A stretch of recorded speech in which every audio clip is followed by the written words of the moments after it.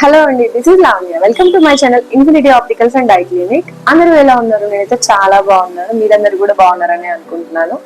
So ఈ రోజు ఏంటంటే నాకు ఒకరు కామెంట్ చేశారనమాట, అసలు ప్రిస్క్రిప్షన్ ఎలా చదవాలి, పవర్ డీటెయిల్స్ అంటే ఏంటి అనేసి. సో దాని గురించి క్లియర్ గా ఎక్స్ప్లెయిన్ చేస్తాను.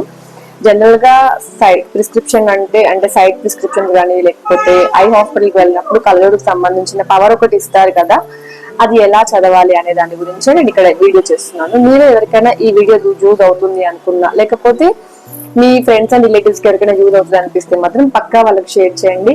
అండ్ మీకు ఇంకేమైనా, ఇది ఒకరు కామెంట్ చేశారు కదా, వాళ్ళకి ఇది నేను రిప్లైగా ఈ వీడియో చేస్తున్నాను. సో అలాగే మీకు ఇంకెవరికైనా సైట్ కి సంబంధించిన డౌట్స్ కానివ్వండి, లేకపోతే ఐస్ కి సంబంధించిన డౌట్స్, స్పెక్టికల్ కి సంబంధించిన డౌట్స్ ఏమైనా ఉంటే కామెంట్ చేయండి.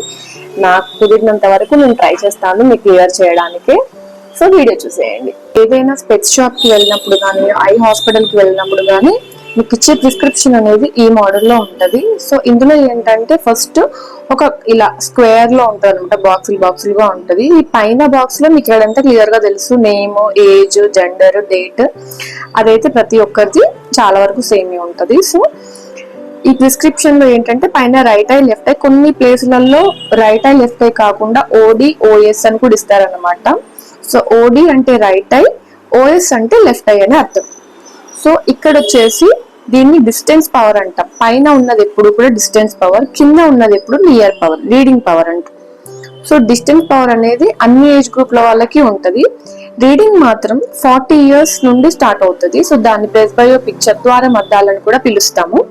సో అందరికీ రాకపోవచ్చు ఈ రీడింగ్ గ్లాసెస్ అనేవి.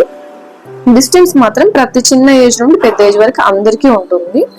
సో ఇందులో ఫస్ట్ కాలం లో ఉండేది ఎస్పిహెచ్ అంటే spherical power. So spherical power లో మైనస్ ఉండొచ్చు, ప్లస్ ఉండొచ్చు, ఏదైనా ఉండొచ్చు. ఇప్పుడు ఇక్కడ నేను మైనస్ పెట్టి చూపిస్తున్నాను కదా, బట్ ఇందులో మైనస్ ఉండొచ్చు, ప్లస్ పవర్ కూడా ఉండొచ్చు. సో మైనస్ పవర్ అంటే ఏంటంటే దూరం క్లియర్ గా కనపడకపోవడాన్ని మైనస్ పవర్ అంటాము. సో వీళ్ళకు రీడింగ్ బాగానే కనబడుతుంది, దూరం అనేది కొంచెం బ్లర్ గా ఉంటుంది, దానివల్ల మైనస్ పవర్ వస్తుంది. దీన్ని మయోపిక్ లెన్సెస్ కూడా అంటారు.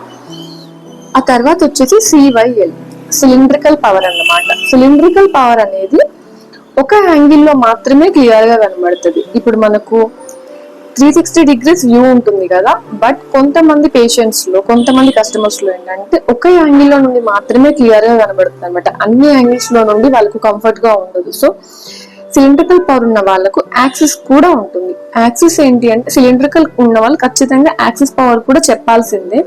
చాలా మంది స్టోర్ దగ్గరికి వచ్చి 1 with 0.5 అనో, లేకపోతే 2 ఉందండి ఇంకేదో సిలిండర్ అని చెప్పారు, 2 ఉంది ఇంకేదో సిలిండర్ కూడా ఉందన్నారు, ఇంకొక పవర్ కూడా ఉందన్నారు, 2 పవర్స్ ఉన్నాయి అన్నారు ఒకే కంట్లో, అలా చెప్తా ఉంటారు. సో సిలిండ్రికల్ పవర్ ఉన్న వాళ్ళు ఖచ్చితంగా యాంగిల్ పవర్ కూడా ఉంటుంది. 0 నుండి 180 degrees వరకు ఎంత పవర్ అయినా ఉండొచ్చు. 0 ఉన్న వాళ్ళు 20 ఉండొచ్చు, 100 ఉండొచ్చు, 90 ఉండొచ్చు. 0 నుండి 180 వరకు ఎన్ని డిగ్రీస్ అయినా ఉండొచ్చు. సో ఎవరైనా spherical power with cylindrical power ఉంది అని అన్నప్పుడు ఖచ్చితంగా దానికి యాక్సిస్ కూడా ఉంటది అని గుర్తుపెట్టుకోండి.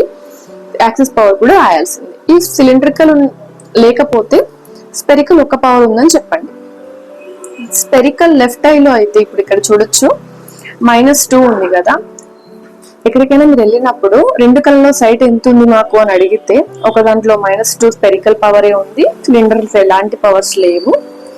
అండ్ లెఫ్ట్ ఐలో మాత్రం స్పెరికల్ -2 ఉంది, దాంతో పాటు -1 సిలిండ్రికల్ కూడా ఉంది. -1 తో పాటు ఎంత, 180 degrees.